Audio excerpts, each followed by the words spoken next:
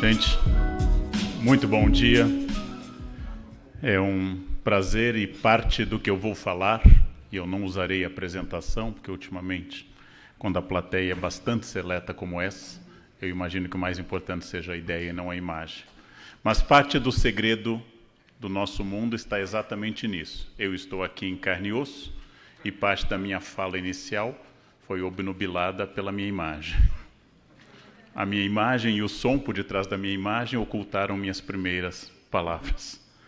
Há muito tempo definia-se isso como pós-modernismo, e um genial polonês inglês que eu tive o privilégio de entrevistar, professor Bauman, redefiniu, recentemente falecido, como mundo líquido. O mundo que também hoje acrescentamos uma outra palavra que o dicionário Oxford elegeu como a palavra do ano passado, pós-verdade. Mas qual a diferença entre a mentira tradicional, aquela que Catilina contava ao Senado e Cícero denunciava, e a pós-verdade da era Trump, que, por exemplo, começa dizendo que o presidente Obama nasceu fora dos Estados Unidos. A rigor, Havaí é Estados Unidos. Há debates, mas a rigor é Estados Unidos. Porque eu preciso fazer as perguntas corretas para que as respostas sejam melhores. Como foi dito aqui pelos que me antecederam, os Andrés, as perguntas são mais importantes do que as respostas. O exame filosófico e histórico de um objeto é, acima de tudo, um exame das perguntas corretas. E preparando essa fala, retornando ao Brasil, que ocorreu ontem, eu estava fora, retornando e preparando essa fala, eu pensei na pergunta que me propuseram, se as redes sociais afastam ou aproximam as pessoas. E a primeira coisa a questionar é a própria pergunta. Porque quando eu faço uma pergunta, se fulano é bom ou mal, eu já tenho a resposta. Porque já introduzi antes dessa pergunta um sistema de valores, prometo usar poucas palavras chatas, um sistema axiológico que pré-existe a essa resposta.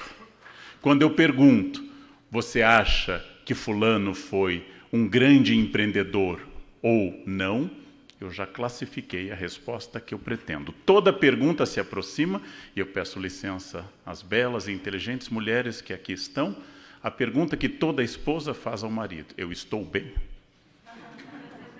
Todos aprenderam, se estão casados há mais de 12 horas, que essa pergunta contém em si uma resposta prévia. Ninguém é tão estúpido a ponto de imaginar que se abra um debate com réplica e tréplica. A pergunta "eu estou bem" contém sua resposta, como praticamente todas as perguntas que eu faço. Quando eu elaboro a pergunta se a rede afasta ou aproxima as pessoas, eu tenho uma resposta prévia, que talvez seja de um pensamento das pessoas que elaboram o mundo de hoje e que estão à frente do poder, do pensamento e da atividade, que são pessoas que, como eu tenho 53, em 2 semanas, 54 anos, significa que eu pertenço provavelmente aos últimos 2 anos da geração Baby Boomer. Meus alunos elogiam muito que eu seja ainda saudável para a idade, eles me elogiam todos os anos na Unicamp. Eles dizem: o senhor está bem para a idade? Eu disse: é verdade, vou ao banheiro sozinho, por exemplo, o que não é um privilégio de todos. Essa geração Baby Boomer, que eu suspeito que seja a maioria dos que aqui estão, essa geração está no poder. Essa geração que tem algo entre 45 e 65 anos, que se formou no Brasil, academicamente ou fora, durante outra configuração de comunicação, essa geração hoje é obrigada a ter um problema que não é o problema dos jovens. Eu vou ilustrar com uma história, porque gosto desse método socrático, de trazer a verdade através das evidências mais simples. Há 2 anos, dando uma aula na pós-graduação e irritado com os meus alunos, que usavam o tablet durante toda a aula e que conferiam todos os dados que eu dizia. E a qualquer data que eu enunciava, a Guerra dos 30 Anos, vai de 1618 a 1648, os alunos conferiam e faziam assim, dizendo que eu estava correto. um pouco irritado com essa falta de junção, usando um teórico inglês que fala que a modernidade atual é a separação entre o aqui e agora, entre a minha consciência e o meu corpo, o Giddens, ou seja, tentando lançar um recurso pedagógico, eu sugeri uma atividade a mim mesmo. Pela primeira vez em toda a minha existência de 34 anos como professor ativo, eu levei um tablet e um celular para a sala ligados e passei toda a aula de pós na Unicamp utilizando-os ficticiamente. Um aluno perguntava, eu pedia para ele parar, eu olhava uma coisa, atendi telefonemas inexistentes, passei a aula interrompendo a aula com auxílio de aparelhos. Eu queria transmitir uma noção piagetiana de que a descoberta seria através do jogo. Bem, ao final perguntei aos alunos, vocês notaram o que ocorreu nesta tarde? Todos unânimes me disseram, não, professor, o que foi? Nenhum deles havia notado. Era um problema meu. Como eu tive agora há pouco, num jantar em Paris, a oportunidade de estar com professores de idades variadas, e os mais jovens passaram todo o jantar acessando o telefone, o que eu considero uma deselegância. Eu considero uma falta de educação. Mas só eu considero. Quando eu morrer, o que vai acontecer? Provavelmente, Rainha Elizabeth II irá mais longe do que eu, mas quando eu morrer, esse incômodo terá passado. Este incômodo terá passado. Logo, o que eu estou questionando nessa pergunta é se eu não estou dizendo e contida uma posição conservadora na pergunta que antigamente as pessoas conversavam mais. Antigamente as famílias trocavam ideias. Antigamente havia um mundo perfeito quando não havia essa coisa de internet, de celular, e as pessoas se reuniam e trocavam ideias. Como eu gosto de lembrar aos meus alunos, a barbárie do fascismo foi feita sem internet. Os horrores de Auschwitz, o ponto máximo da destruição da humanidade ao longo do século XX, foi feito sem os métodos modernos de comunicação. Não viemos de um mundo humanista, tolerante e debatedor. Isso é uma fantasia que constrói sobre o passado uma era de plena comunicação e alegria, e projeta no presente e no futuro uma era de desencontros. O senhor não acha que a violência está imensa hoje? Está, como estava na Guerra do Contestado, como estava em Canudos, como está nas prisões brasileiras nesse momento. O senhor não acha que o Estado está corrupto? Eu disse, bastante. Nosso primeiro ministro da Justiça, que veio com Tomé de Souza, e fundou nossa primeira cidade, com esse título de cidade, no primeiro povoado, que foi Salvador, vinha de Portugal com um processo de corrupção. Nosso primeiro ministro da Justiça, eu sei que isso é inacreditável, um ministro da Justiça envolvido em problemas éticos. Eu sei que isso é uma contradição impossível de ser concebida em 2017. Mas naquela época terrível, o século XVI, esse ministro, que foi o nosso, usando um termo contemporâneo, ministro da Justiça, vinha com processo porque recebeu verba para um aqueduto em Portugal e não o construiu. Embolsou 100% da verba. Se há uma coisa que a corrupção atual não tem no Brasil é originalidade. Ela tem várias características, ela não é original. O que aconteceu? A economia brasileira cresceu muito. Valores que compravam um bom político há 50 anos, hoje são considerados impossíveis para o mercado. Hoje tudo cresceu. Houve um dia que um presidente da República foi indiciado, e uma das provas capitais contra ele era um Fiat. Oferecer um Fiat hoje a um político, ele imediatamente rompe o acordo. Por isso, estamos falando de uma época em que Maseratis e Ferraris substituíram os simples Fiats, só para ficar no campo do design italiano. Ora, de todas as formas, não somos originais. Não viemos de uma época humanística, mas há novidades em vários sentidos. Há novidades em vários campos. Eu quero refazer essa pergunta. Como eu, Leandro, formado numa outra época, e eu tenho um testemunho documental e iconográfico, que é o meu diploma de datilografia, sinal claro que eu pertenço a uma geração que está para a atual como os répteis durante o período Jurássico estavam para os mamíferos. Ainda somos grandes, mas estamos fadados à extinção. Eu tenho na cabeça um mantra que meus alunos desconhecem. Esse mantra é ASDFG, C cedilha LKJH. Eu fui alfabetizado com caneta tinteiro. Eu fui alfabetizado com padrões de ordem. Fui educado numa família conservadora do interior do Rio Grande do Sul durante a ditadura militar. Os valores que me formaram, alguns felizmente, foram ultrapassados. E eu vou entrar naquele cargo que existe há milênios. Aquele cargo que está presente no profeta Isaías, está presente no Atos dos Apóstolos, 5º livro do Novo Testamento, que é dizer no Atos dos Apóstolos, ou o profeta Isaías, que quando ele era jovem as coisas eram melhores. E que o mundo atual não tem mais jeito. Isso está na boca de Isaías, está na boca do autor provável dos Atos, Lucas, quando dizer, naquele tempo a comunidade de Jerusalém repartia o pão e não havia necessitados entre eles. Hoje já não é mais assim. Estamos falando do ano 90 da era cristã. Quando um intelectual pega sua pena, seu cálamo e diz, estamos vivendo uma decadência terrível e os jovens não leem mais como se lia. A primeira pessoa que me disse isso foi meu pai, advogado e professor de latim. Hoje ninguém mais lê como nós líamos. E provavelmente meu avô deve ter dito a ele que os jovens não eram mais como eram. Por quê? Os jovens não são como eu e não têm os mesmos valores que eu tenho. Essa é uma das principais virtudes dos jovens. Eles não são como eu sou. Eles terão um outro mundo. Para que esse choque não fosse tão claro e tão evidente, quis a seleção natural que nós durássemos pouco. Até 1900, a média de vida do planeta era de 40 anos, evitando um longo choque de gerações.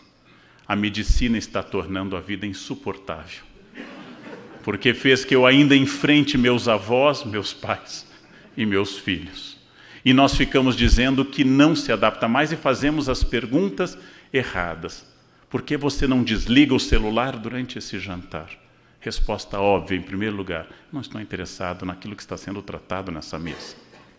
O que me interessa é estar longe daqui. Resposta também óbvia, porque eu não posso desligar o meu contato com o mundo. Quando surgiu o Face, eu, seduzido por pressões sociais, abri um perfil. Passei 3 meses na rede. Constatei que as pessoas informavam se havia sol ou se haviam comido. E tornavam notícia, ou pelo menos publicável, comi, seguido do símbolo do potássio, kkkk, sempre.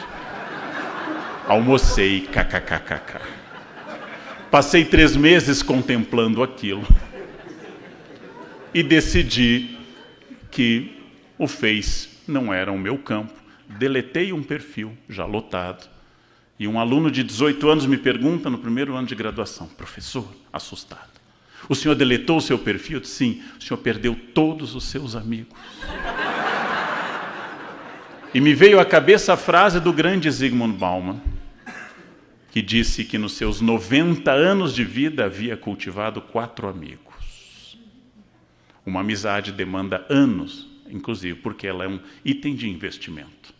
Não é possível ter muitos amigos. É caro, eles se reproduzem, eles casam, eles têm eventos, têm que dar presentes. Não é possível ter muitos amigos. Apenas Roberto Carlos pode dispor de 1 milhão de amigos, devido à renda. Olhei para aquele aluno e percebi não que exatamente ele era inferior a mim. Obviamente não. Mas que ele dispunha de um conceito de amizade que não era o meu. Minhas amizades são pouquíssimas. Eu tenho poucos amigos, muitos colegas e milhões de transeuntes, fantasmas, que voam pelos fótons das minhas relações pela internet. Ou seja, tínhamos diante de nós um desafio, e esse desafio era entender 2 conceitos de amizade. A tendência é dizer, no meu tempo, amigo era amigo. Bem, essa ideia de que amigo era amigo É uma ideia que está em Montaigne, na sua belíssima definição sobre seu amigo Etienne La Boétie, que, instado a dizer por que ele era amigo de Etienne, já falecido, ele diz, porque ele era ele e porque eu era eu. Bom, há uma noção de amizade filosófica que é transformada pela maneira de eu me comunicar. E quando eu me comunico através da internet, eu crio e eu sou inimigo daqueles que dizem que os jovens estão menos inteligentes hoje. Eu sou um inimigo figadal dessa ideia. Dou aula há 34 anos e meus alunos não são menos inteligentes hoje. Eles são diferentes. São menos capazes de uma análise prolongada de um texto da complexidade semântica e léxica do Padre Vieira, mas são capazes de ler várias coisas ao mesmo tempo. São capazes de uma percepção muito rápida. Quando eu entendo isso, eu entendo como o meu texto, especialmente meus textos nos quais tento ser simples, como nas crônicas do Estadão, e recebo a notícia que eu estou escrevendo de forma parnasiana, porque eu usei verbos sofisticados como contradisse. Fulano contradisse Cicrano. Eu estou escrevendo para um público que morrerá comigo, provavelmente. Espero que um pouco depois, para que o dinheiro se estenda até o meu fim. Mas, quando eu consigo entender que, através de imagens, de WhatsApp, esses jovens estão introduzindo uma outra maneira de pensar, e que isto não é inferior ao meu amado William Shakespeare, de quem sou admirador e tradutor, eu entendo que existem formas de comunicação. Ah, mas nos dias de hoje, no século XVIII, os portugueses da época de Bocage se referiam uns aos outros como vossa mercê. Os portugueses do XIX se referiam como você. Os portugueses do XX introduziram com a internet o termo um pouco semita, porque omite as vogais, VC. Provavelmente nossos netos usarão apenas o som do V, seguido de carinhas multiplicadas. Essas carinhas constituem um código hieroglífico que é inacessível a quem fez curso de datilografia. Eu não consigo adicionar as carinhas corretas que expressem de forma complexa. Funciona como uma espécie de língua do P, que precisa de uma prática muito grande. Então, a pergunta que eu faço é que as pessoas não estão mais próximas ou mais distantes. O mundo não era melhor sem a internet, e nem é pior com a internet. As pessoas estão diferentes. Ao fazer essa reposição da pergunta, eu começo a pensar de uma forma original. Sou chamado por empresas que me pedem o seguinte: professor, precisamos incentivar o empreendedorismo na empresa. Empreendedorismo, que é um grande conceito, mas que passou a ser tratado como uma teologia contemporânea, como a teologia da autoajuda e a teologia da prosperidade. Empreendedorismo, que é um conceito fabuloso a ser estudado e debatido, mas a empresa me chama, nossa empresa precisa de empreendedores. Primeira pergunta que eu faço aos que me contratam: se eles forem empreendedores, provavelmente sairão da sua empresa. Empreendedorismo e CLT não costumam andar na mesma via. A primeira medida de um empreendedor é não seguir as regras. Pensem fora da caixinha, eis um mantra que os RHs veneram. Mas se ele pensar fora da caixinha, a primeira caixa é a sua empresa. O professor deu uma palestra sobre criatividade, excelente tema e fácil de ser desenvolvido.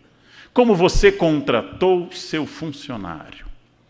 Ah, ele teve uma entrevista. E nessa entrevista ele deveria estar vestido de que forma?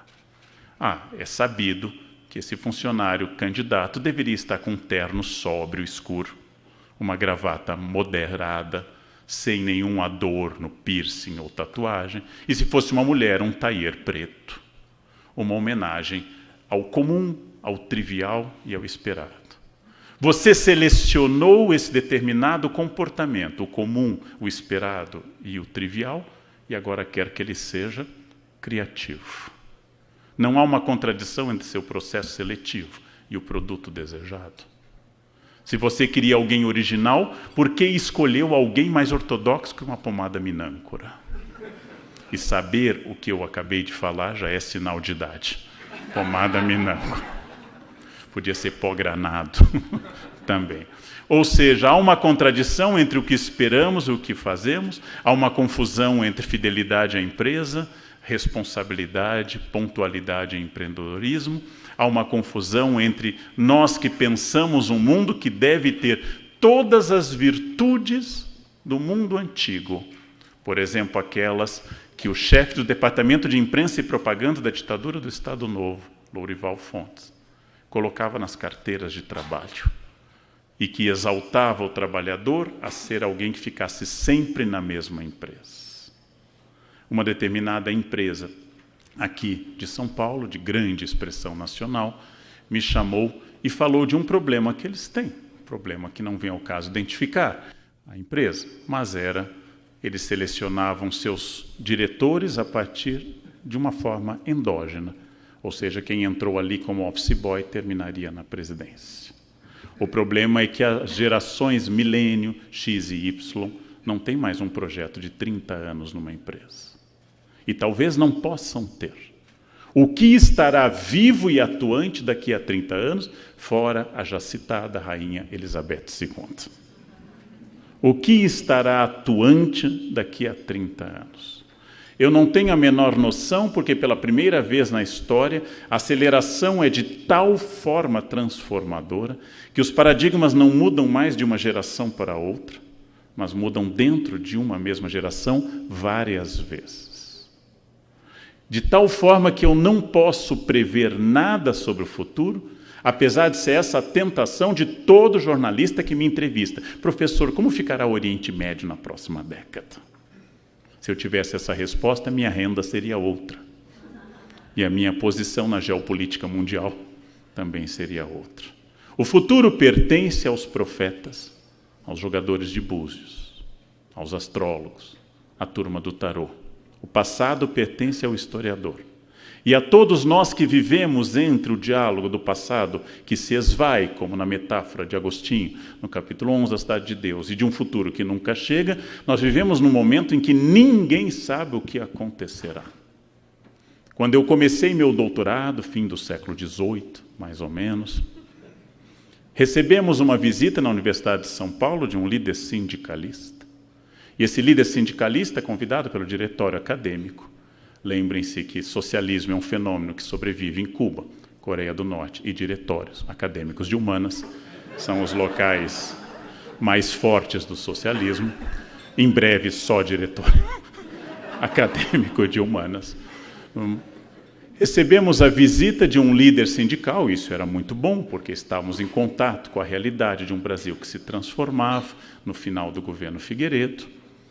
E esse líder fez análises de futuro e disse: o primeiro procedimento que nós temos que fazer ao tomar o poder é eliminar o lucro dos bancos, estatizá-los todos e colocá-los a serviço do país.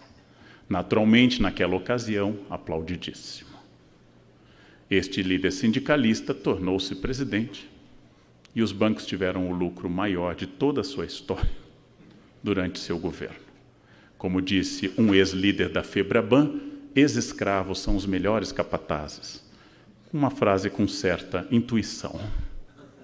Vejam, nada sabemos sobre o futuro. Não temos a menor condição, não temos a menor possibilidade de estabelecer este futuro. Mas temos as condições de questionar as perguntas sobre o presente e entender que eu não sei o que ocorrerá em 10 ou 20 anos, mas as pessoas mais bem preparadas estarão em uma posição melhor para fazer novas perguntas. Durante a crise de 2008 e 2009, dando uma palestra numa empresa de publicidade, um famoso publicitário me fez a seguinte pergunta: talvez, professor, o ano que vem estejamos todos plantando figo em Valinhos.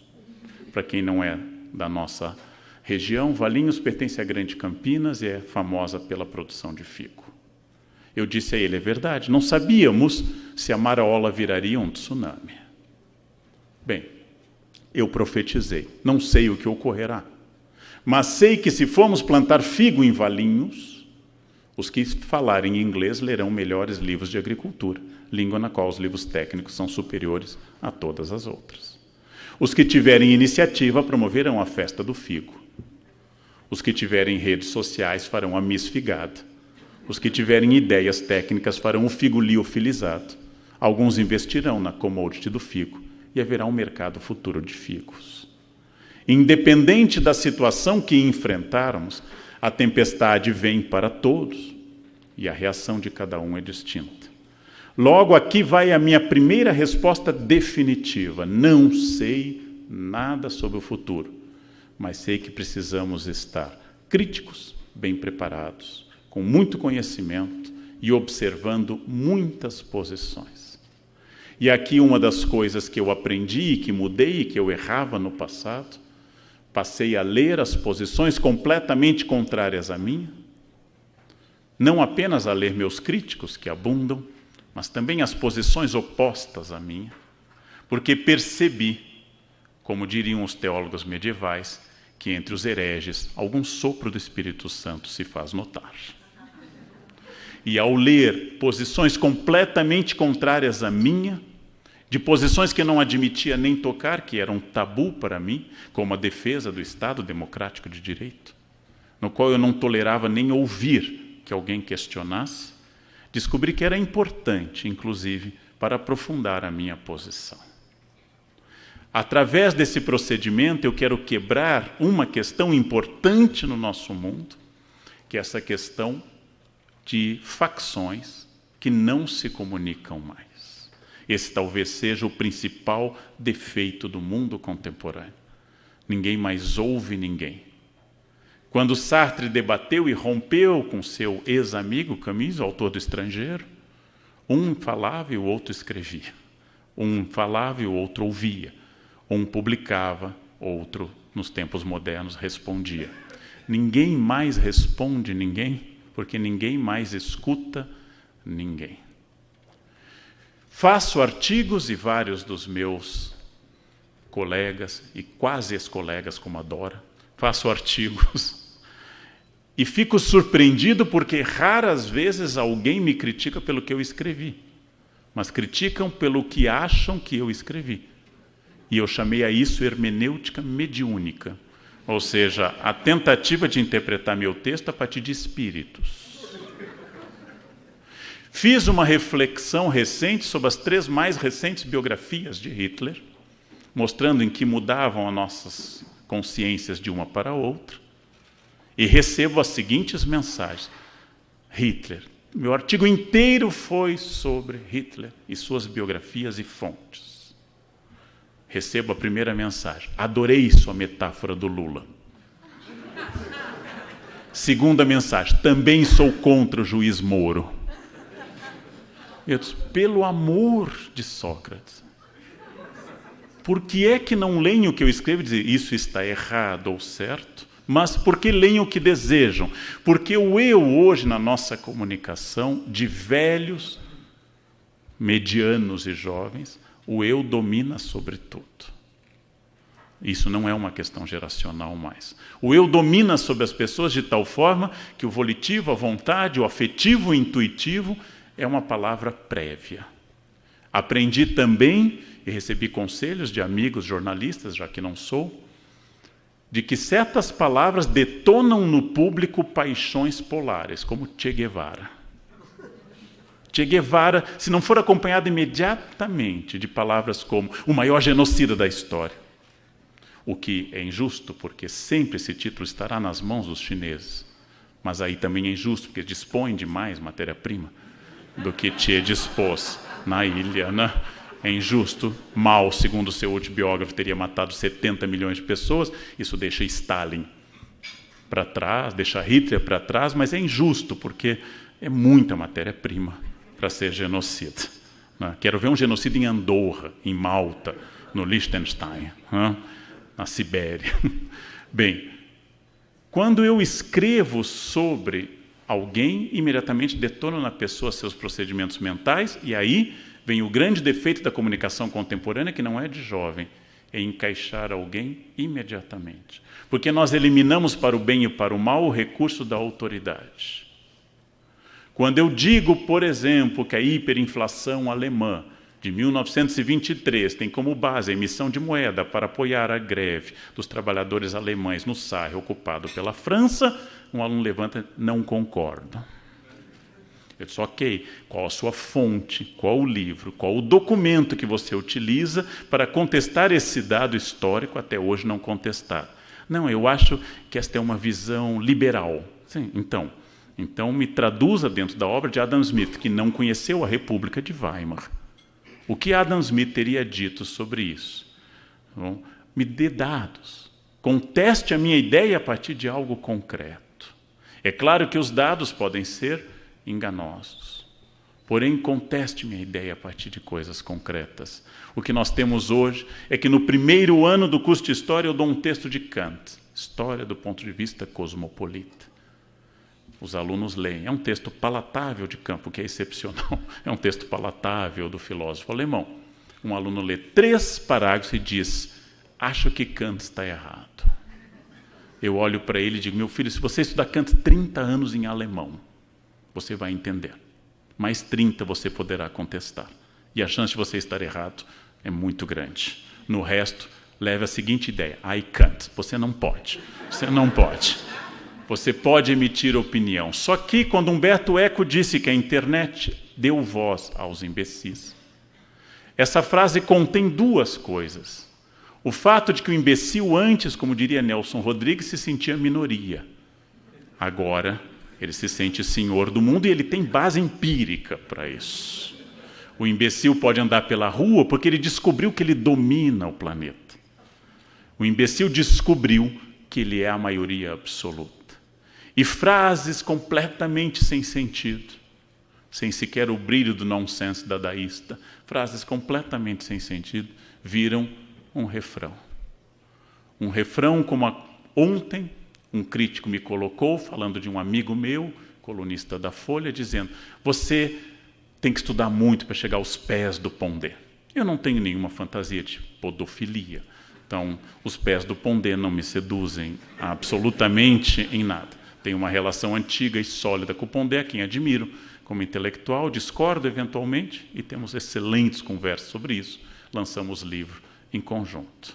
Bem, eu disse a ele, é verdade, gostaria de ter a formação do Pondé, especialmente a que ele tem em Tel Aviv e Tübingen, na Alemanha, porque isso dá uma visão inteiramente nova. Mas tive a ousadia de perguntar ao meu crítico, e você, qual a sua formação? Em que parte do corpo do Pondé você chegaria? Naturalmente, a pessoa me bloqueia e diz que eu sou um esquerdopata canalha, kkkk, e me bloqueia imediatamente. O kkk anuncia qualquer coisa absoluta. Talvez para pensar o novo tema que tão ousadamente se propõe nesse encontro, a primeira questão é questionar as perguntas. A segunda é lembrar que a mudança é a regra de tudo. Quando eu cheguei a São Paulo há 30 anos, nesse ano, completo meu 30º ano em São Paulo, eu tinha 3 opções claras e meu pai apresentou-as. Você pode ir de Varig, de VASP ou de Transbrasil. Nenhuma dessas 3 opções está mais disponível. Ou seja, tudo que nós conhecemos, como lembra Camões, mudam-se os tempos, mudam-se as vontades. Tudo será transformado e eu tenho que ficar mudando a pergunta e parar de construir a melancolia de uma era dourada, que os historiadores tanto estudam, a construção de um passado glorioso. Na República Velha, os juristas eram do porte, a anteprojeto de Constituição foi feito por Rui Barbosa. Os nossos anteprojetos não são assim. Sim, quando o analfabetismo de Brasil passava de 90%, havia grandes juristas.